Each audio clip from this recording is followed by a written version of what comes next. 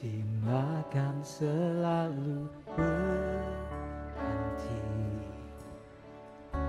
kasih Tuhan tetap abadi, tak akan berubah, sampai selamanya. Ku tetap percaya, ku yakin Tuhan memberkati. Ku yakin Tuhan melindungi. Burung di udara,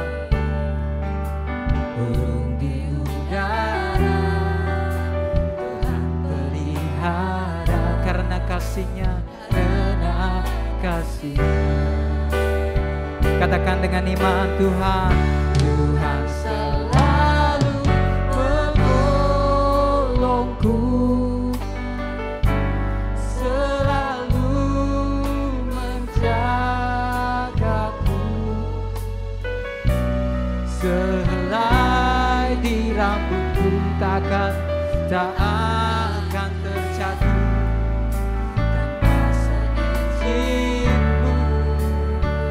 Oh Tuhan,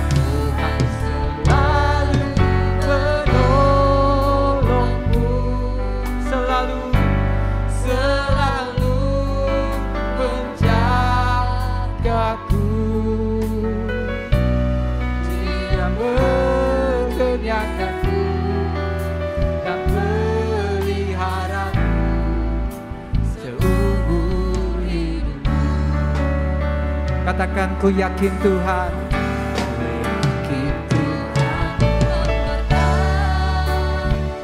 ku yakin Tuhan melindungi. Burung di udara,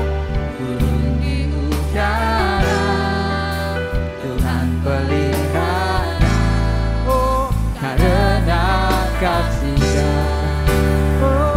Mari angkat tanganmu. Tuhan selalu menolongku, selalu menjagaku,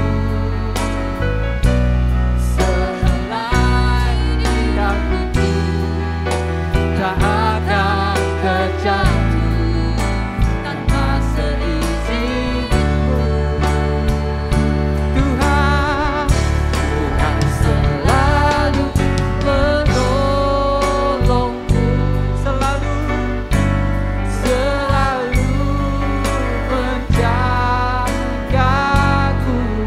Mengenyangkanku, Dia mengenyangkanku dan peliharaku seumur hidupku.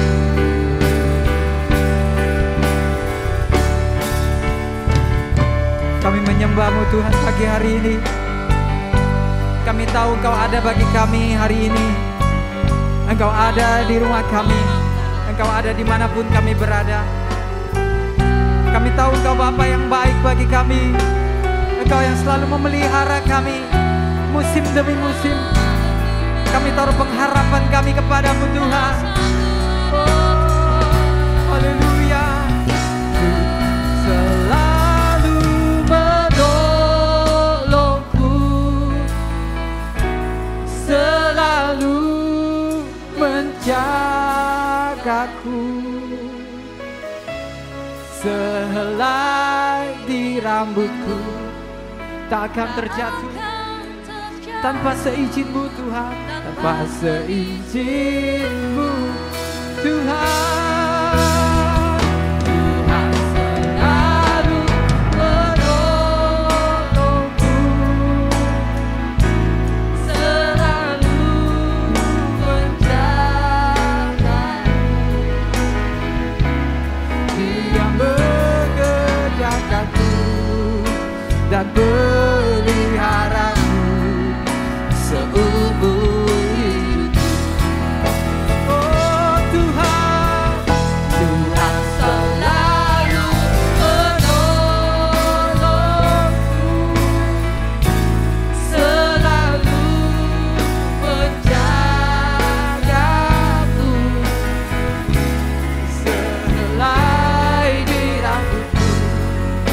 tak akan terjatuh tanpa seizin-Mu. Oh Tuhan, kami berserah, selalu menolong, selalu menjagaku. Amin.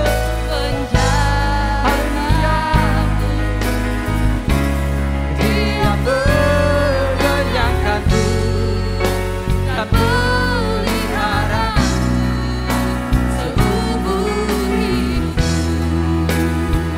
Dia mengenyangkanku, Dia mengenyangkanku dan peliharaku seumur hidupku.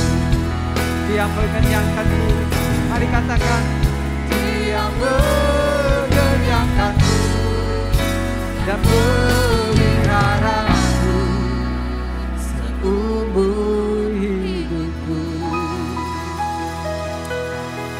Haleluya. Sungguh Engkau Bapa bagi kami.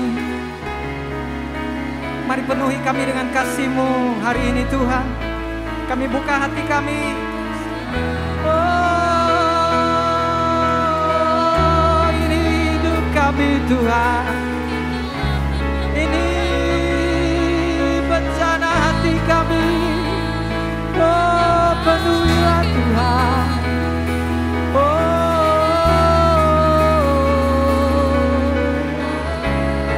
Penuhi kami dengan kasih-Mu, penuhi kami dengan cinta-Mu pagi hari ini Tuhan.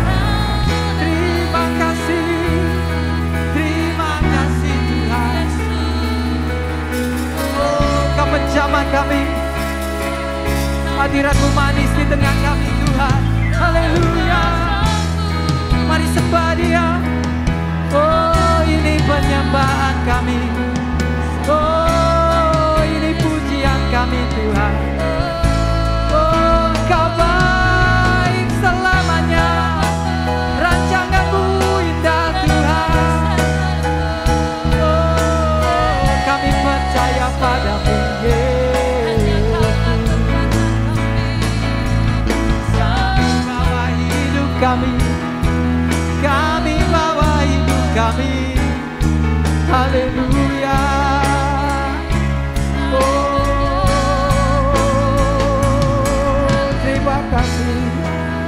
Terima kasih.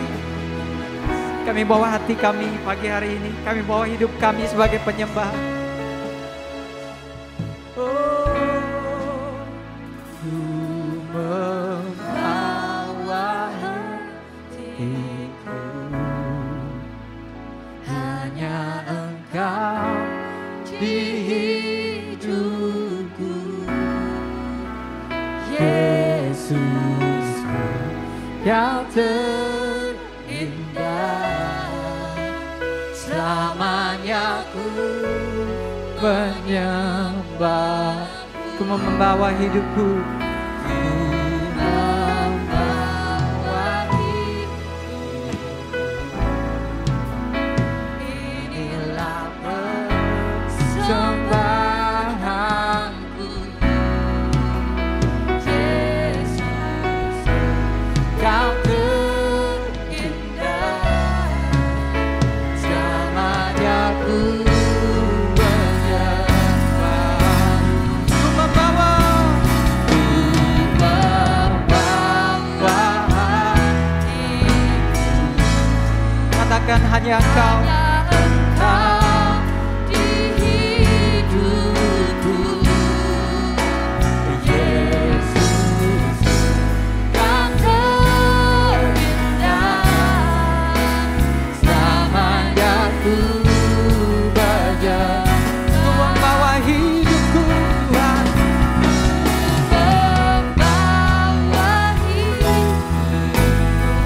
Inilah penyembahanku. Inilah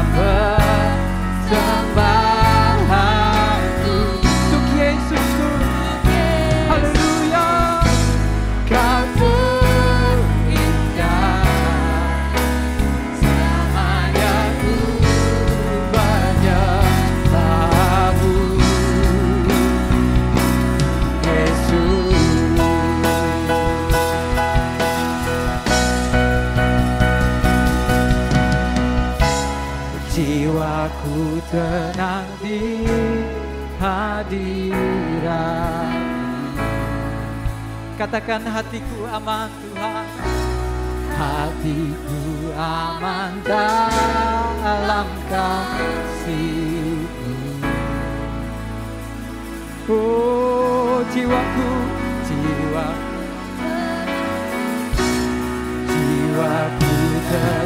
di hadirat.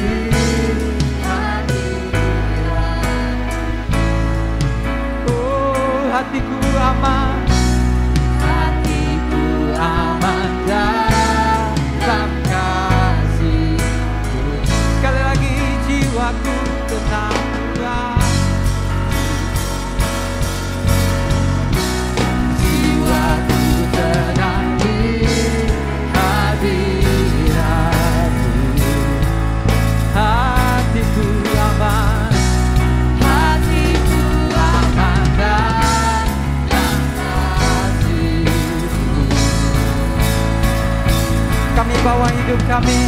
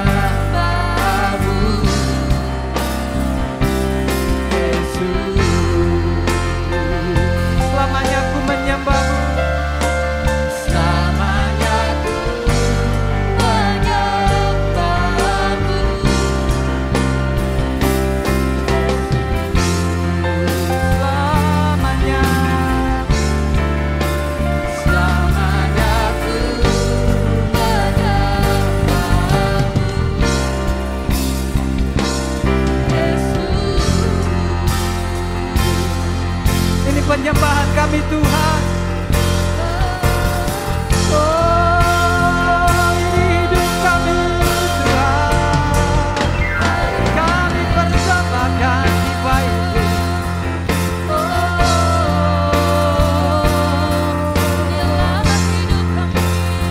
Yesus Tuhan, jiwa kami aman dalam hadirat-Mu Tuhan. Dalam hadirat-Mu hari ini ada kelegaan, ada sukacita Tuhan. Haleluya. Ada ketenangan bagi jiwa kami. Haleluya. Kami percaya padamu Tuhan, kami percaya padamu. Mari sembah Dia.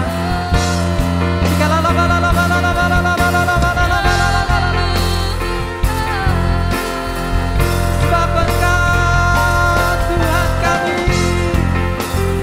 kami berjalan bersama-Mu Tuhan. Oh Engkau yang tak pernah ingkar janji-Mu, rancangan-Mu indah bagi kami. Terima kasih Tuhan. Oh bagi setiap kami anugerah-Mu turun pagi hari ini. Yes, kami terima anugerah, kami terima berkat-Mu.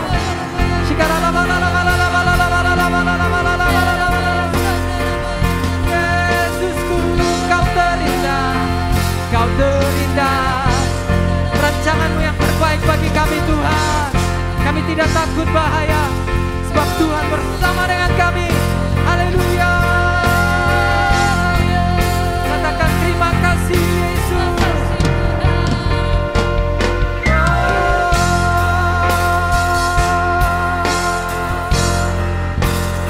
Terima kasih Yesus.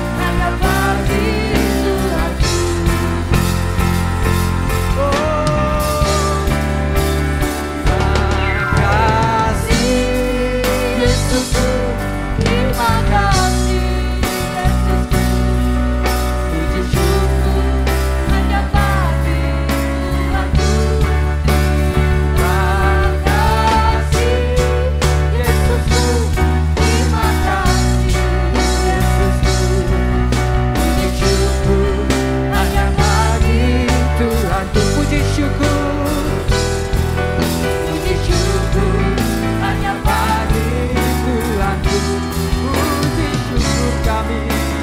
Hidupku hanya bagi Tuhan. Oh, selamanya mulut kami memuji Kau. Selamanya kami katakan Tuhan baik dalam hidup kami. Tuhan baik. Terima kasih Yesus. Terima kasih Yesus. Mari beri sorak-sorai bagi Dia. Katakan terima kasih Yesus. Engkau baik. Selamanya Engkau baik Tuhan. Apapun yang terjadi, Engkau tetap baik. Terima kasih Tuhan. Terima kasih. Haleluya. Yes, yes, yes, yes.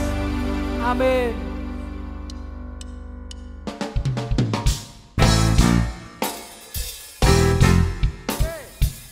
Amin. Dia Tuhan yang baik. Amin. Mari kita puji Dia, sebab Dia telah ubahkan ratapan kita menjadi tari-tarian. Kau telah ubahkan ratapanku kini menjadi tarian. Ku kan bersuka nyanyikan pujian. Oh, Kau telah ubahkan ratapanku kini menjadi tarian. Ku kan bersuka nyanyikan pujian. Di dalam kesesakan, di dalam kesesakan, Dia beri kelegaan, Dia beri kelegaan. Di dalam kesedihan, Dia beri kehiburan. Kasih-Mu telah melenyapkan segala kegelapan. Fajar pagi pun mereka membawa damai dan sukacita. Kau telah ubahkan ratapanku kini menjadi tarian. Amin. Bukan bersuka nyanyikan hidup pujian. Kau telah ubahkan ratapanku Tuhan menjadi tari-tarian. Amin. Ku kan bersuka. Haleluya. Nyanyikan hidup pujian. Di dalam kesesakan, di dalam kesesakan, Dia berikan apa saudara? Kau beri kelegaan. Di dalam kesedihan, di dalam kesedihan, Dia beri kelegaan. Hiburan. Kasih-Mu telah mengerjakan segala kegelapan. Fajar pagi kan mereka, pagi pun mereka membawa damai bagi kami. Damai dan sukacita, sukacita. Tepuk tangan sama-sama. Kau telah ubahkan ratapanku ini menjadi tarian. Ku kan bersuka menyanyikan hidup pujian. Oh, Kau telah ubahkan ratapanku Tuhan menjadi tarian. Ku kan bersuka menyanyikan hidup pujian. Kau telah ubahkan. Sekali lagi. Kau telah ubahkan. Dengan iman nyanyikan. Dan ku kini menjadi tarian. Ku kan bersuka nyanyikan hidup pujian. Nyanyikan hidup pujian. Kami mau nyanyi. Nyanyikan hidup pujian. Sebab selamanya Engkau baik. Kasih setiamu tetap untuk selama-lamanya. Disorak-sorai bagi Yesus. Sekali lagi, lebih meriah buat Yesus kita. Haleluya. Haleluya. Terima kasih Tuhan. Engkau baik. Amin. Haleluya, haleluya. Shalom Bapak Ibu Saudara, keluarga besar House of Grace dimanapun Anda berada. Mari kita siapkan hati kita untuk menerima kebenaran firman Tuhan, biar kebenaran hari ini sungguh membangun kita untuk semakin bertumbuh di dalam Tuhan. Mari kita berdoa terlebih dahulu. Kami bersyukur Tuhan, hari ini Kau beri kami kekuatan, Kau beri kami nafas hidup, Kau menyertai memelihara hidup kami. Kami tahu semua karena kemurahan Tuhan. Itu sebabnya dalam kesempatan ini Tuhan, beri kami kekuatan, beri kami hati yang haus lapar untuk kami terus mengasihi Engkau, merindukan Engkau, mencintai firman-Mu Tuhan. Dan kami hari ini boleh memiliki pengertian akan firman yang hidup berkuasa mengubahkan kami. Di dalam nama Yesus kami berdoa, kami siap mendengar firman Tuhan. Haleluya. Amin, amin, amin, amin. Baik Bapak Ibu Saudara yang dikasihi Tuhan, hari ini saya ingin menyampaikan sebuah firman Tuhan yang saya beri judul adalah Worth the Wait. Sekali lagi, worth the wait. Ada satu frasa dalam bahasa Inggris yang diberi kata adalah worth the wait. Layak untuk ditunggu, pantas untuk ditunggu, setimpal untuk ditunggu. Makanya ada beberapa orang berkata, it will be worth the wait. Itu benar-benar layak untuk ditunggu. Bapak Ibu yang dikasihi Tuhan, di tengah situasi pandemi yang berkepanjangan ini, ada begitu banyak ujian penantian yang luar biasa. Ada orang berkata, sampai berapa lama saya harus menunggu? Sampai berapa lama pandemi ini harus berakhir? Kata menunggu menjadi sesuatu yang sangat membuat banyak orang hari ini jenuh, bahkan mungkin seperti putus asa, frustasi. Nah, saya ingin awali saudaraku khotbah hari ini dengan sebuah quotes yang bagus dari seorang yang bernama saudaraku Henry Nouwen. Henry Nouwen berkata begini, waiting time is not wasting time. Waiting patiently in expectation is the foundation of the spiritual life. Henry berkata begini, menunggu bukan menghabiskan waktu atau menyia-nyiakan waktu.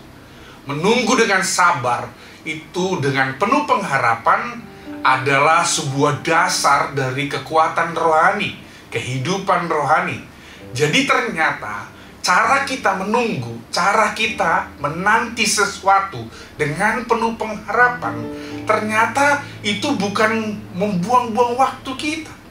Jadi seseorang tidak berkata begini, tidak bisa berkata, waduh saya capek menunggu, ini buang-buang waktu saya. Saudara, kalimat itu harusnya tidak keluar dari mulut kita. Karena kalau kita menanti sesuatu dengan pengharapan, apalagi terlebih dalam menantikan sesuatu terjadi dalam hidup kita, terjadi atas jawaban doa-doa kita, atau bahkan menanti untuk hal-hal yang kita sedang rindukan, maka percayalah, itu bukan menyia-nyiakan waktu, itu bukan membuang waktu, saudara. Tetapi itu adalah sebuah saudaraku kekuatan kehidupan. Itu adalah kita sedang membangun dasar untuk kehidupan rohani kita semakin bertumbuh makin kuat. Jadi ternyata menanti adalah sebuah dasar kehidupan. Wow, luar biasa.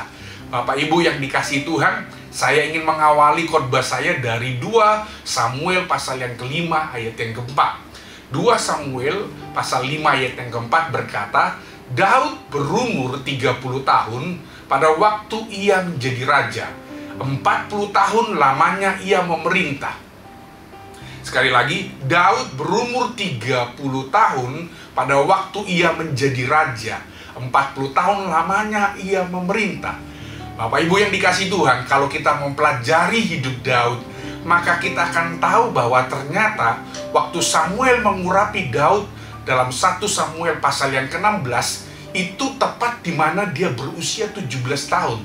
Tetapi dalam ayat ini, Alkitab dengan jelas berkata bahwa dalam ayat yang kita baca hari ini, ternyata dia mulai naik tahta, duduk jadi raja. Dia mulai pemerintahannya itu di usia yang ke-30 tahun. Wow, ternyata ada sebuah durasi yang sangat panjang dari dia diurapi di usia yang ke-17 dan dia duduk jadi raja, itu membutuhkan masa 17 tahun. Wow, Maksud saya 13 tahun. Jadi ternyata dia memerlukan waktu yang sangat panjang sekali. Bapak Ibu yang dikasihi Tuhan, kalau saudara ada di posisi Daud, atau mungkin kalau saya, ini perenungan saya, saudaraku, waktu saya mengerti, saya merenungkan kondisi ini, saya berkata, wow, ini bukan waktu yang singkat, bukan waktu yang sebentar, itu sangat lama.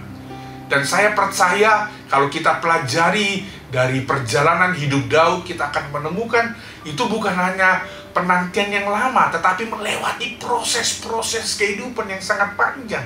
Jadi itu bukan penantian yang pasif, tetapi sebuah penantian yang penuh pergumulan, penuh air mata, penantian yang penuh dengan penderitaan, penuh dengan tekanan. Dia menanti dengan semua pergulatan-pergulatan kehidupan, dan itu udah main-main. Itu mempertaruhkan nyawa. Kalau saudara menanti hanya sekedar duduk, atau saudara hanya tidur-tiduran, santai, bekerja, melakukan aktivitas, itu penantian yang mungkin tidak mengeluarkan energi sampai air mata, atau bahkan sampai nyawa saudara dipertaruhkan. Tetapi 13 tahun proses yang dilewati Daud untuk dia naik tahta, dari mulai dia diurapi, itu penuh dengan sebuah, saudaraku, penderitaan yang panjang. Ini dia, saudaraku, makanya kalau ada quotes berkata menunggu, menanti adalah pekerjaan yang paling membosankan, maka dalam situasi Daud, itu bukan penantian yang membosankan, itu penantian yang mendebarkan, penantian yang, saudaraku, wow, ada horornya, ya. Bagaimana dia dikejar-kejar Saul, dilempar dengan tombak, bagaimana dia berpura-pura jadi orang gila, saudaraku, di Gua Adulam. Dia berpindah dari satu padang gurun ke padang gurun, dari satu gunung ke padang gunung. Saudaraku, dia bahkan melewati semua dinamika yang berat. Bahkan dia dihina, dipermalukan. Bahkan, saudaraku, ada seorang rakyat bernama Nabal menghina dia, menyumpahi dia dengan, saudaraku, kata-kata yang, saudaraku, begitu sangat, wah, itu saya pikir, saudara, kalau saudara mendengar kalimat itu, hati saudara pasti bergemuruh. Dan disumpahi, mati kamu Daud. Wow, itu dinamika proses yang luar biasa dari Daud. Jadi saya ingin mengajak Bapak Ibu dalam situasi ini, kita mulai membuka kacamata rohani kita untuk melihat, menyikapi dengan benar. Dan beberapa waktu belakangan ini Bapak Ibu juga kita bisa melihat bagaimana informasi-informasi yang ada bahwa, saudaraku, pandemi COVID mulai merajalela kembali. Beberapa orang di awal-awal tahun dari Januari sampai bulan Mei, orang mulai jenuh, ya. Kalau saudara lihat tempat-tempat hiburan, tempat-tempat jalanan, itu mulai ramai, ya. Saya beberapa kali lewat di satu tempat, wah, bukan hanya mall, tempat-tempat, bahkan tempat-tempat hiburan yang sederhana saja ramai, penuh dengan orang. Beberapa mungkin kalau kita tanya, mengapa? Bukankah ini berbahaya? Bahkan mungkin kalau Bapak Ibu saudara lihat, sudah tidak lagi menjaga protokol dan lain sebagainya. Mereka seperti bebas. Dan beberapa kalimat mungkin kita bisa dengar, aduh, bosan, capek di rumah, bosan di rumah, gak ngapa-ngapain. Orang sudah menunggu 1 tahun lebih dan mereka jenuh, saudara. Apa yang terjadi? Mereka melampiaskannya dengan liburan, bepergian, bahkan tempat-tempat liburan mulai ramai-ramai. Saudara, ya, kenapa? Saudara? Karena saudara lihat betapa beratnya sebuah penantian, betapa membosankannya sebuah, saudaraku, penantian yang tidak berujung, orang tidak tahu kapan, begitu ya. Makanya kalau saudara di posisi Daud, kita mungkin berkata, kalau kita di posisi Daud, kita berkata begini, sampai kapan saya melewati ini? Bukankah saya raja? Bukankah saya sudah diurapi Samuel? Kapan? Kok saya belum menjadi raja? Kok saya belum duduk di tahta? Kok saya masih di padang gurun? Kok saya masih tinggal di padang gurun dan di gunung berpindah-pindah seperti ini? Mana janji Tuhan? Atau banyak orang sedang berdoa menantikan sesuatu, berkata, Tuhan, kapan kau genapi doa saya? Kenapa saya belum punya A? Saya kenapa belum punya ini? Kenapa Tuhan belum dengar doa saya? Ya, mungkin ada orang berkata, saya sudah 5 tahun, 10 tahun, tidak tahu bagaimana, kapan Tuhan mau jawab. Masalahnya penantian kita, saudara. Tuhan tidak memberitahu kita kapan kita, sampai kapan menunggu. gak ada informasi berkata begini, Reynold anakku, engkau akan jadi seperti ini 5 tahun ke depan. Wah, kalau saudara mendengar penantian dengan sebuah pernyataan waktu, itu memberi energi, pengharapan. Oh iya ya, tinggal setahun lagi, saya sudah menanti 4 tahun. Ada beberapa orang sudah mendengar, saudaraku, sebuah nubuatan firman Tuhan. Hai anakku, Tommy, aku akan mengangkat engkau jadi seorang pemimpin perusahaan besar 5 tahun ke depan. Wah, 1 tahun dilewati oleh Pak Tommy dengan luar biasa. Wah, tinggal 4 tahun. Tahun keempat, wah tinggal setahun lagi, saya akan memimpin sebuah perusahaan besar. Ada sebuah pengharapan di sana. Tapi saya mau beritahu begini, dalam banyak situasi, keadaan, dalam banyak tantangan yang ada kita lewati, Bapak Ibu yang dikasih Tuhan, Tuhan acap kali tidak memberi durasi dan tidak memberi informasi berapa lama kita harus menunggu. Dan banyak orang dalam penantian yang begitu berat, mulai mundur, lemah, mulai berkompromi, bahkan mulai memakai cara-cara dunia, bahkan menggunakan logikanya, kalkulasi dunia yang menurutnya baik dan itu dapat dimaklumi. Hati-hati kata dapat dimaklumi. Bapak Ibu yang dikasih Tuhan, bukankah apa yang dialami Abraham dan Sarah adalah sebuah warning yang penting yang perlu kita ingat dan kita perlu cermati? Itu menjadi sebuah tanda alarm berbahaya. Saya ingin sekilas, Bapak Ibu, sebelum masuk di dalam kehidupan Daud, apa yang terjadi dalam hidup seorang bapak orang percaya bernama Abraham. Tuhan udah jelas berkata, Abraham, anakmu akan seperti pasir di laut, dan anakmu akan seperti bintang di langit. Itu udah jelas Tuhan bicara anakmu dari kandungan istrimu, saudara. Tapi dalam perjalanan itu, waktu dia terima firman Tuhan di usia ke-75 tahun, Bapak Ibu, mereka tahukah berapa lama mereka harus menanti anak dari kandungannya? Enggak. Bahkan Sarah sendiri bingung, sampai kapan saya punya anak? Dan apa yang terjadi dalam penantian itu? Sarah menggunakan akal dan logikanya. Dia berkata kepada suaminya, suamiku, itu Hagar, pembantuku. Jangan-jangan Tuhan bilang dari Hagar akan lahir keturunan. Maka Abraham dalam Alkitab dikatakan menghampiri Hagar, sehingga lahirlah Ismail, yaitu keturunan Kedar Nebayot. Bayangkan saudaraku, di tahun yang ke-10 dalam penantian itu, Abraham dan Hagar dan Sarah istrinya berkompromi sehingga mengambil Hagar pembantunya.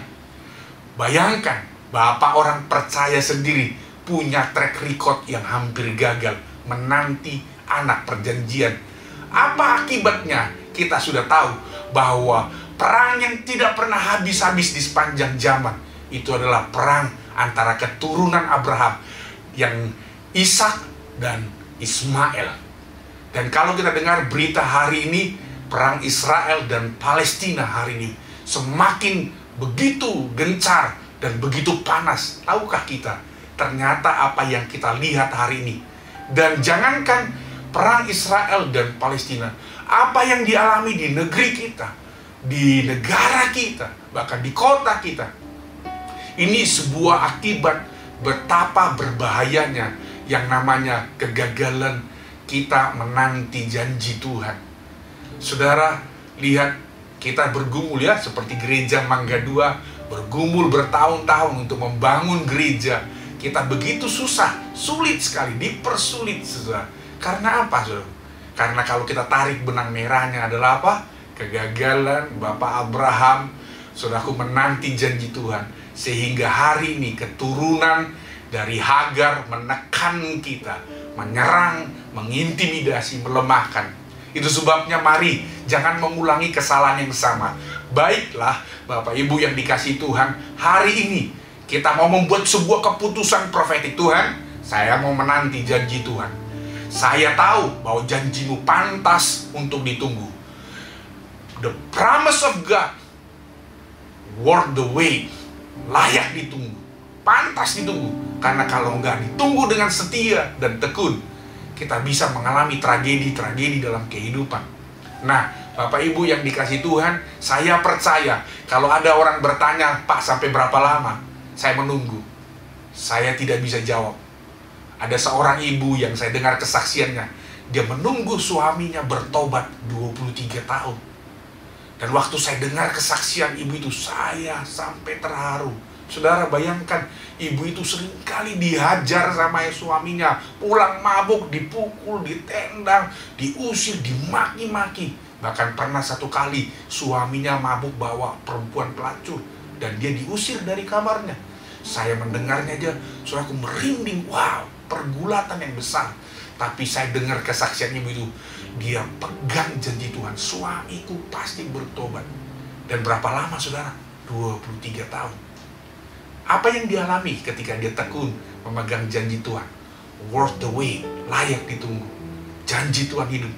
Hari ini saudaraku, suami istri ini waktu dipulihkan Tuhan, mereka berkhotbah pelayanan dari pulau, dari kota, dari bangsa ke bangsa. Saudara bisa bayangkan, butuh waktu yang sangat panjang. Saudara berkata itu sebentar, wah itu sangat panjang. Saya tidak berbicara dan mendoakan penantian kita panjang. Ada orang yang berdoa menanti tentang mujizat Tuhan. Sampai kapan saya ngalami mujizat ini?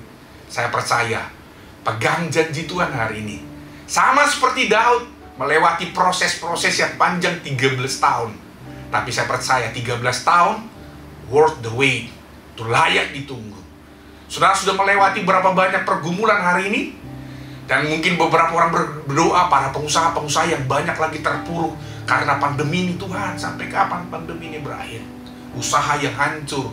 Bahkan saudara mengalami sakit, penyakit, kelemahan, dan lain sebagainya saudara sedang alami. Saya mau beritahu begini, jangan kendorkan pegangan iman saudara terhadap janji Tuhan.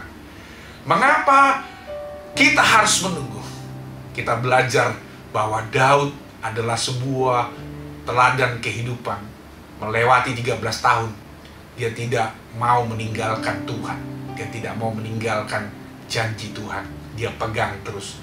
Nah itu sebabnya kalau Bapak Ibu sedang bertanya, mengapa saya harus terus menanti, menunggu dengan tekun? Mengapa Tuhan izinkan semua dinamika proses kehidupan ini sepertinya panjang? Yang pertama saudaraku, dengan cepat. Mengapa Tuhan memberi ruang waktu, bahkan proses ada di dalamnya ketika kita menanti? Yang pertama adalah supaya kita mengenal bahwa Tuhan adalah sang pemegang janji. Sekali lagi, supaya kita mengenali bahwa Tuhan itu pemegang janji. Mazmur 12 ayat 7, Daud mengerti dan mulai mengenal Tuhan. Dia berkata, janjimu Tuhan adalah janji yang murni, bagaikan perak yang teruji, 7 kali dimurnikan dalam dapur peleburan di tanah. Setelah dia bayangkan bahwa pergumulannya yang berat, tapi waktu dia lewati semuanya, dia memandang janji Tuhan. Dia berkata, janjimu murni Tuhan, janjimu itu 7 kali dimurnikan, teruji, aku nggak mau lepas janjimu. Bapak Ibu yang dikasih Tuhan, apakah kita sudah mulai kendor dan kita sudah mulai kompromi, atau kita sudah mulai tawar, kita sudah mulai merasa jenuh? Sampai kapan Tuhan? Tuhan tolong saya Tuhan, saya ingin punya rumah, saya ingin punya ini Tuhan, saya ingin punya anak, saya ingin punya tempat tertentu yang saudara rindukan, doakan. Saya juga bergumul, semua kita bergumul dalam hal-hal tertentu, tapi saya berdoa seperti Daud, kita berkata, Tuhan janjimu teruji. Percayalah, Tuhan tidak pernah lalai dengan janjinya. Tuhan tidak pernah terlambat, dan Tuhan tidak pernah terlalu terburu-buru atau terlalu cepat. Tuhan selalu tepat pada waktunya. Dia berfirman bahwa janjinya ya dan amin. Amin Bapak Ibu Saudara. Jadi kalau hari ini saudara mulai lemah, katakan kepada jiwa saudara, janji Tuhan teruji, 7 kali dimurnikan di dalam dapur peleburan. Yes, itu terjadi. Sehingga kita tidak goyah ketika kita lihat pandemi yang mulai merajalela kembali. Jangan takut, pegang janji Tuhan bahwa biji matanya, saudaraku, itu dijaga, dilindungi. Karena firman Tuhan berkata, saudaraku, dia taruh kita dalam genggamannya. Dia pegang, dia lindungi, dia ingat kita. Dia tidak lupakan saudara. Dia sebut nama saudara. Haleluya.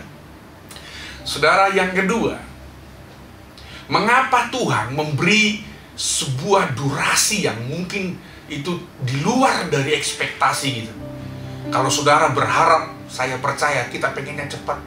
Kalau kita lagi sakit, maunya tumpang tangan langsung sembuh. Kita mungkin berdalih, loh Tuhan, itu loh Tuhan, dia didoain tumpang tangan, saya sembuh. Loh, saya udah pelayanan Tuhan, saya kok udah ditumpang tangan berkali-kali belum sembuh. Kok saya sudah dinubuatin, kok belum ngalami Tuhan. Wah, jangan-jangan kita juga ada dalam posisi itu, saudara. Karena kita bisa memakai ukuran kacamata kita dan berkata, loh Tuhan, dia baru kenal Tuhan. Loh Tuhan, dia belum selama saya pelayanan. Kok dia cuma dinubuatin, digenapi. Dia baru berdoa dijawab. Saya kok belum Tuhan. Saya percaya, saudaraku, itu menjadi pergulatan banyak orang. Dan kita mungkin sedang menggumulinya, Tuhan, aku ini udah puasa loh Tuhan. Aku ini udah rajin pelayanan. Aku udah jor-joran sama Tuhan. Kok yang ini belum digenapi ya Tuhan? Kok yang ini kok belum Tuhan jawab-jawab? Kok proses ini belum Tuhan angkat? Kok saya belum keluar dari padang gurun ini Tuhan? Saudara, yang kedua, alasannya adalah bahwa ternyata penantian itu adalah seperti sertifikasi ujian iman dan kesetiaan. Sekali lagi, saudaraku, Daud berkata lewat ayat yang kita akan baca ini, saya ambil poinnya adalah bahwa proses penantian itu, apapun yang kita sedang gumuli dalam kehidupan, adalah seperti sertifikasi ujian iman dan kesetiaan. Saya baca firman Tuhan dalam Mazmur 31 ayat 15. Daud berkata, tetapi aku, kepadamu aku percaya. Ya Tuhan, aku berkata, Engkaulah Allahku. Daud deklarasikan imannya.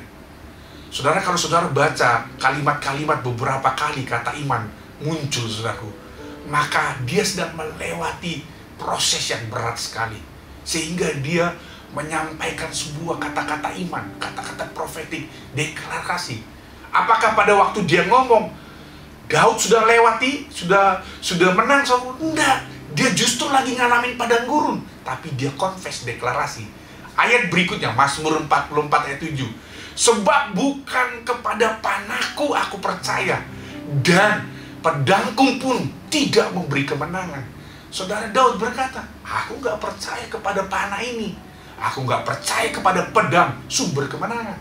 Dia sedang berkata, Tuhanlah sumber kemenangan. Aku percaya hanya Tuhan sumber kemenangan. Sumber yang memberikan kita keluputan dan juga kemenangan atas musuh, kemenangan atas pergumulan. Ayat berikutnya, saudaraku, ini saya meminjam Ibrani 10 ayat 38 ayat 39 untuk saudaraku menguatkan sertifikasi ujian iman ini. Berkata demikian, tetapi orangku yang benar akan hidup oleh iman, dan apabila ia mengundurkan diri, maka aku tidak berkenan kepadanya. Tetapi kita bukanlah orang-orang yang mengundurkan diri dan binasa, tetapi orang-orang yang percaya dan yang beroleh hidup. Bapak, Ibu, Saudara yang dikasihi Tuhan, mengapa Daud berkenan? Ayat ini berkata bahwa Tuhan berkenan kepada orang yang tidak undur. Mengapa Daud dikenan Tuhan? Dia berkali-kali jatuh. Dia berkali-kali mengalami penindasan, aniaya, dihina, bahkan melewati masa-masa yang sangat sulit. Dia tidak mundur. Dia tidak berpaling dari Tuhan. Dia menguatkan imannya dan berkata, seperti Mazmur 31, kepadamu aku percaya, aku berkata, Engkaulah Allahku. Dia tidak menyembah kepada Allah yang lain. Bahkan kalau saudara lihat bagaimana dia berjuang untuk mengembalikan tabut Allah, wow, itu menunjukkan betapa Daud itu menjadikan Tuhan sentral, menjadi pusat. Sampai dia menggunakan segala daya usaha untuk, saudaraku, yang namanya tabut kembali ke rumah Tuhan. Karena dia tahu bahwa Tuhanlah yang layak untuk dipercaya, bahwa janjinya layak dinanti, ditunggu dengan segenap hati. Ibrani berkata, kepada orang-orang yang terus percaya, yang tidak mundur, yang terus setia, perkenan datang. Saya mau saudara menangkap salah satu alasan Tuhan berkenan kepada Daud, selain dia seorang penyembah. Maka kalau saudara lihat dalam Ibrani 10, Tuhan berkenan kepada orang yang percaya, beriman, dan yang tetap setia. Berarti Daud adalah orang yang berkenan di mata Tuhan. Salah satunya adalah karena dia terus percaya dan tidak pernah berpaling dari Tuhan. Dia terus setia kepada Tuhan. Amin, Bapak Ibu Saudara. Kalau saudara pelajari suratan Mazmur-Mazmur yang ditulis Daud, saya waktu selidiki ayat ini, saudaraku, saya menulis dan saya mencatat, saudaraku, bahwa ada 24 kali deklarasi iman Daud di tengah masa sulit. Saya waktu baca-baca, saya hitung, ternyata kata dia mendeklarasikan imannya di tengah proses ujian, di tengah proses pergumulan. Ada 24 kali dia mendeklarasikan, aku percaya kepada Allah, engkaulah Allahku, engkaulah Allah yang kupercaya, Allah yang kuandalkan. Itu 24 kali, saudaraku, di masa paling kelam, paling sulit dalam hidupnya. Saya percaya waktu, kalau diizinkan Tuhan, saudaraku, menjadi proses yang harus kita lewati untuk melihat janji Tuhan digenapi, maka waktu adalah ujian terbaik dari kualitas penyerahan hidup kita, kualitas iman kita, kualitas kesetiaan kita akan teruji dengan waktu. Makanya kita tidak perlu, saudaraku, membanding-bandingkan. Kita nggak perlu berkata, wah dia kok langsung cepat sekali ya dipakai Tuhan. Wow, kenapa dia langsung begini? Tidak, saudaraku. Percayalah, waktu adalah ujian terbaik dari iman dan kesetiaan. Waktu akan menguji siapa yang bertahan. Karena Alkitab berkata, yang terdahulu bisa jadi terkemudian, yang terkemudian bisa yang jadi terdahulu. Jadi bagian kita, mari, saudaraku, melewati ujian ini. Pandemi ini adalah salah satu ujian yang Tuhan izinkan untuk kita ini tetap kuat dalam iman atau tidak, kompromi atau tidak, kita ini setia atau tidak. Karena di tengah pandemi ini menjadi seperti kacamata Tuhan melihat, oh, kita ini tidak teruji dalam hal tertentu, kita tidak teruji dalam pelayanan.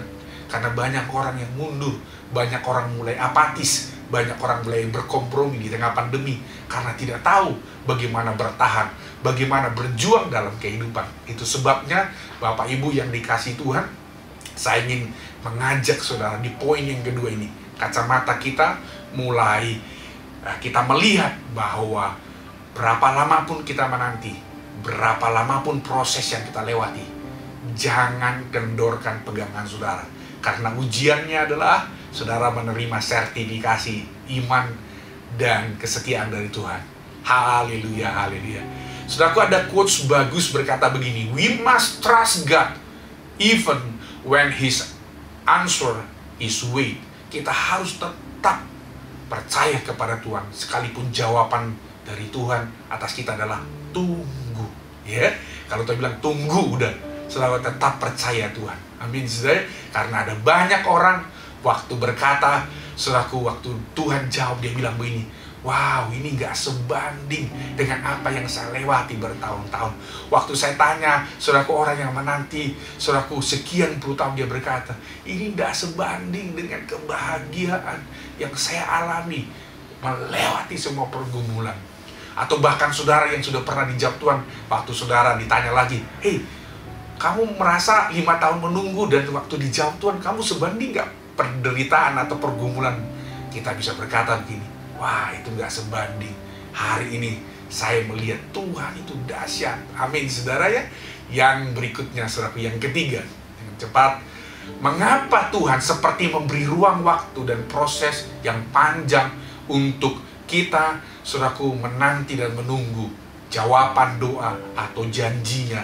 Kita mau belajar dari Daud. Yang ketiga, saudara, adalah supaya Tuhan dan diri kita sendiri mengenali, saudaraku, apa yang ada di hati kita, mengenali motivasi kita, mengenali kemurnian kita. Jadi ternyata kalau Tuhan izinkan waktu semakin panjang, sebenarnya Tuhan bilang begini, aku lagi memurnikan engkau, aku lagi memperbarui motivasimu. Nah, saudara lihat Mazmur 51 ayat 8, Daud berkata, sesungguhnya engkau berkenan akan kebenaran dalam batin, dan dengan diam-diam engkau memberitahukan hikmat kepadaku. Ayat berikutnya saya bacakan, Mazmur 18 ayat 25-27. Karena itu Tuhan membalas kepadaku sesuai dengan kebenaranku, sesuai dengan kesucian tanganku di depan matanya. Terhadap orang yang setia, Engkau berlaku setia. Terhadap orang yang tidak bercela, Engkau berlaku tidak bercela. Terhadap orang yang suci, Engkau berlaku suci. Tetapi terhadap orang yang bengkok, Engkau berlaku belat-belit. Bayangkan saudaraku, Daud mulai mengerti saudaraku apa isi hati Tuhan. Dia berkata demikian, bahwa orang kalau bengkok motivasinya, bengkok hatinya, Tuhan bilang begini, kau belat-belit sama mereka. Kalau dia bercela, maka engkau juga, dikatakan begini, terhadap orang yang bercela, engkau berlaku cela. Terhadap orang yang tidak bercela, engkau berlaku tidak bercela. Berarti cara Tuhan meresponi kita tergantung motivasi kita, tergantung kemurnian kita. Maka waktu Daud jawab ini, dia lagi ngalamin apa? Lagi ngalamin padang gurun. Dia bilang begini, sekarang aku tahu Tuhan, ternyata engkau terhadap orang bengkok, kau berlaku belat-belit. Jadi semuanya bermuara di sini. Makanya dia berkata, engkau berkenan akan kebenaran dalam batin. Bapak Ibu yang dikasih Tuhan, apakah Daud dengan mudah mengatakan demikian? Saya percaya itu sulit. Karena apa? Dia belum jadi raja. Berapa lama itu? Saya juga, kalau kita gali secara teologi, belum 13 tahun dia menyampaikan ini. Karena kalau Mazmur ini ditulis sepanjang usia proses yang dia lewati di padang gurun, berarti ini mungkin masih setengah perjalanan dari proses yang dia lewati dalam proses penantian akan janji Tuhan. Kapan dia duduk di tahta? Kapan Tuhan tolong dan promosikan dia? Tapi dia berkata, engkau berkenan akan kebenaran dalam batin. Bapak Ibu yang dikasih Tuhan, mari ketika kita ngalami hal-hal yang belum kita lihat, belum dijawab, bahkan pergumulan yang berat ini, kita mulai mengenali motivasi kita. Iya ya, ternyata motivasi saya ini masih sangat dangkal.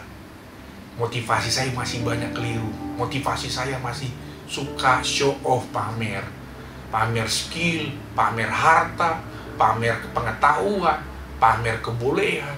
Kita mulai mengenali ketika Tuhan bongkar segala sesuatu. Jangan-jangan kita mulai nyadari, iya ya, proses ini menghancurkan semua ego, keangkuhan kita. Saya melewati banyak pergumulan dari sejak Tuhan panggil saya melayani Tuhan dari tahun 96 dan mulai menyerahkan hidup sepenuh waktu dari tahun 2000. Sudah tahu, saya mulai mengerti selama saudaraku 21 tahun jadi hamba Tuhan sepenuh waktu ini.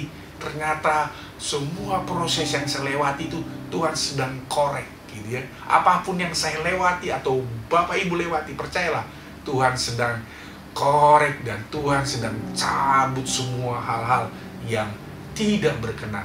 Motivasi kita diluruskan. Makanya proses dan waktu dalam penantian itu ternyata Tuhan sedang berurusan dengan motivasi kita. Sampai motivasi kita hanya berkata, Tuhan, it is all about you. Hanya Engkau, hanya menyenangkan Tuhan. Itulah jadi motivasi kita. John Ortberg berkata begini, waiting isn't just something we have to do until we get what we want. Waiting is part of the process of becoming of what God wants us to be. Saya terjemahkan begini, menunggu bukan hanya saudaraku sesuatu yang kita harus lakukan untuk mendapatkan apa yang kita inginkan, mendapatkan jawaban doa kita. Tapi menunggu, dikatakan John Ortberg, adalah sebuah bagian dari proses untuk menjadi seperti yang Tuhan mau. Sekali lagi keren ini, Coach ini bilang begini, kalau engkau menunggu, itu bukan hanya bicara tentang kau melakukannya untuk mendapatkan, untuk menerima janji, menerima doa, menerima mujizat. Tetapi ternyata menunggu yang sedang kau lewati, berapa lama pun proses itu. Tuhan bilang begini lewat John Ortberg, bahwa menunggu itu adalah bagian dari proses menjadi seperti yang Tuhan mau. Haleluya, haleluya. Katakan amin, saudara. Amin. Yang terakhir, saudara, apa yang kita pelajari dari 13 tahun proses yang dialami oleh Daud sampai dia jadi raja. Kita belajar dari Mazmur yang berikutnya bahwa ternyata saudaraku, penantian Daud, dia mulai mengerti bahwa ternyata lewat penantian itu Daud sedang dibawa kepada keremukan dan belajar hidup rendah hati, dan itu adalah dasar penyembahannya, itu adalah dasar penyerahannya kepada Tuhan. Lihat Mazmur 51 ayat 19. Dia berkata begini, korban sembelihan kepada Allah ialah jiwa yang hancur, hati yang patah dan remuk tidak akan kau pandang hina ya Allah. Saudara pelajari Mazmur 51, itu Mazmur pergumulan. Dia jatuh, dia saudaraku ditinggalkan, dia ada jenderalnya mengkhianati dia, bahkan anaknya juga mengkhianati dia. Sudah tahu, hatinya hancur saudaraku. Dia nangis saudaraku, dia remuk, dia jatuh, bahkan dia mengalami yang namanya kehancuran secara jiwa. Kenapa? Karena juga dia jatuh dalam dosa. So bisa bayangkan, raja itu, penyembah itu juga adalah manusia yang rentan. Dia melakukan pelanggaran, dia melakukan konspirasi, dan dia remuk, dia hancur. Ternyata aku ini orang berdosa, ternyata aku ini orang yang lemah, aku ini mengalami ini. Tapi dari Mazmurnya kita tahu bahwa dia berkata, oh, jiwa yang hancur itu ternyata disukai Tuhan. Bapak Ibu yang dikasih Tuhan, yang saya ingin sampaikan di poin yang keempat, yang terakhir ini, kalau Tuhan beri ruang yang panjang dalam proses padang gurun kita, ada orang yang menghina kita, ada orang yang mungkin menggosipin kita, mungkin ada orang yang saudaraku meremehkan atau bahkan menghina kita, atau bahkan ada orang berkata, mana katanya orang berdoa, rajin ke gereja, hidupnya mah begitu-begitu aja. Itu melemahkan kita. Lihatlah saudaraku, saudara berkata, Tuhan aku hancur. Justru Tuhan bilang begini, di dalam hati yang hancur kau tidak pandang hina, kata Tuhan. Berarti Bapak Ibu, jangan menganggap keremukan yang kita lewati seperti sesuatu yang hina, seperti Tuhan tidak jawab kita. Justru Tuhan sengaja remukan kita, seperti kita direndahkan. Supaya apa? Kita mulai menyadari menghampiri Tuhan dengan hati yang hancur, dengan jiwa yang remuk, dan dengan kerendahan hati. Maka Tuhan akan melawat kita. Amin, saudara. Haleluya, haleluya. Saudara yang dikasihi Tuhan, saya percaya hari ini setiap kita yang mendengar firman Tuhan hari ini, saya berdoa, keremukan-keremukan apa yang sedang saudara alami, apa yang sedang hancur di dalam hati saudara karena sesuatu hal di dalam rumah, dalam pekerjaan, di dalam pelayanan, dalam hubungan dengan orang lain, ada sesuatu yang sedang diremukan, ada sesuatu yang hancur. Tapi saya mau beritahu begini, justru waktu kita datang dalam keremukan itulah kita belajar dari pemazmur Daud, itu tidak dipandang hina sama Tuhan. Keremukan dan kerendahan hati itu disukai Tuhan. Jadi kalau Tuhan izinkan proses ini masih belum selesai, berarti Tuhan sedang merendah kita. Berarti Tuhan bilang begini, nah masih belum, kau masih belum cukup rendah hati, kau belum cukup remuk, karena dia ingin menjadikan kita menjadi bejana yang mulia. Sama seperti saudaraku, pembuat bejana itu, begitu dilihat ada cacat, dihancurkan lagi sampai terbentuk bejana yang indah. Dan firman Tuhan berkata, itu adalah bejana yang mulia. Amin, saudara ya. Mari saudaraku, saya ulangi sekali lagi, dalam proses ini, dalam penantian ini, mungkin ada 4 hal yang sedang Tuhan kerjakan dalam hidup kita. Yang pertama apa? Supaya kita mengenali Tuhan itu pemegang janji. Kalau dia janji, Tuhan bilang, aku nggak lupa loh, aku nggak lalai, aku tepati janjiku. Kita pegang janjinya. Yang kedua, saudaraku, waktu kita sedang melewati proses penantian yang panjang ini, termasuk menanti bagaimana kita melewati pandemi ini, maka percayalah, kita tahu, oh ternyata ini ujian, supaya ada sertifikasi dari Tuhan. Kita ini tetap penuh iman dan setia. Yang ketiga, saudara, bagaimana kita melewatinya, kita meresponi semua proses penantian itu adalah kita mulai mengenali motivasi kita ini dan kemurnian hati kita. Semua ego kita dia, saudaraku, mulai ditanggalkan Tuhan, sampai kita punya motivasi yang murni. hanya menyenangkan Tuhan. Yang terakhir, kalau proses itu masih belum berakhir, maka Tuhan ingin kita ngalami yang namanya penyembahan yang sejati, yang disukai Tuhan. Apa saudara? Keremukan dan kerendahan hati. Saya percaya mengapa Daud penyembah yang berkenan, karena dia menyembah dengan keremukan dan kerendahan hati. Mari saudara yang dikasihi Tuhan, mari kita datang sama Tuhan. Kita responi apapun yang Tuhan mau kerjakan dalam hidup kita. Saya percaya, kalau saudara berkata, pantaskah kita menunggu sekian lama? Pantas. Jangan mundur, jangan goyah. Kalau saudara ingat, yang terjadi beberapa waktu yang lalu, ada 2 hamba Tuhan yang begitu terkena jatuh dan mundur. Yang pertama adalah Joshua Harris, seorang penulis terkenal. Salah satu buku yang paling terkenal dia tulis adalah I Kiss Dating Goodbye. Setelahku, dia ternyata mundur. Dia berkata, aku bukan Kristen lagi. Padahal dia pembicara terkenal. Dan dia berkata, Tuhan, sepertinya bukan Tuhan lagi yang saya percaya. Bahkan dia memutuskan bercerai dengan istri yang dia cintai. Yang kedua, yang mungkin beberapa waktu lalu pernah kita dengar adalah Marty Simpson, penulis King of Majesty, salah satu pemimpin pujian yang luar biasa di Hillsongs. Dia tiba-tiba mendeklarasikan, aku bukan lagi Kristen. Salah satu kalimat dari Marty Simpson berkata begini, apakah ada orang mempertanyakan berapa banyak mujizat yang dikerjakan Tuhan? Dia bilang tidak banyak. Kenapa orang gak berbicara? Saudara, kalau saudara cermati kalimat itu, sebenarnya ada kalimat yang harus kita tangkap dari pesannya adalah banyak mujizat yang dinanti orang tidak terjadi. Kenapa orang gak memperdebatkannya? Waduh, saya hanya garis bawahi, sekalipun banyak kalimat yang dia lontarkan dalam saudaraku media sosialnya. Berarti saudaraku, salah satu yang bisa saya tangkap adalah Marty Simpson mengalami kegagalan menanti janji Tuhan, sehingga kalimat itu muncul.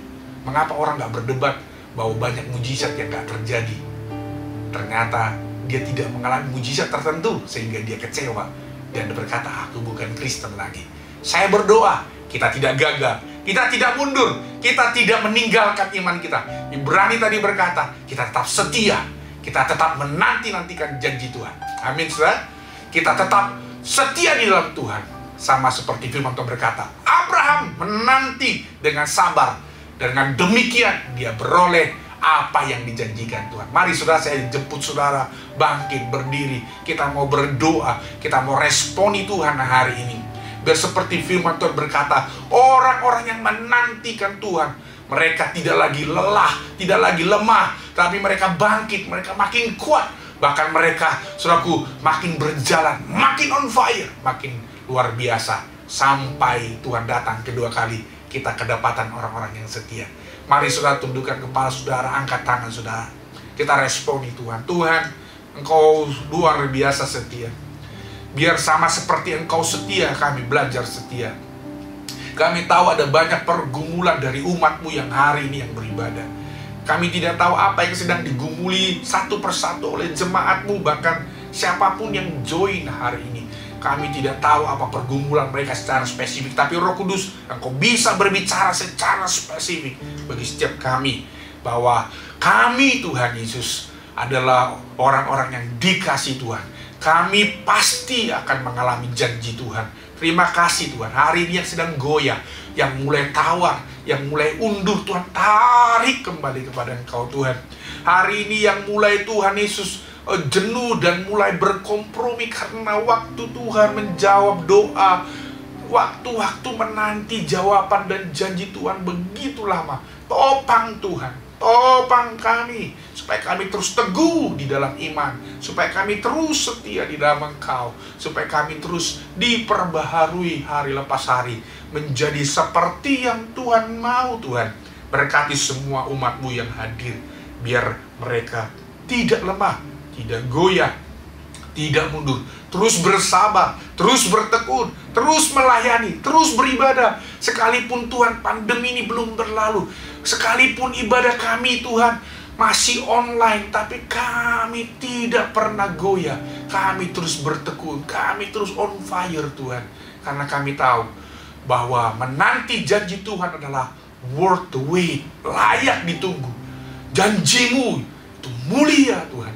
bahwa kemuliaan yang kau sediakan itu tidak sebanding dengan semua penderitaan yang kami lewati dalam hidup ini. Terima kasih.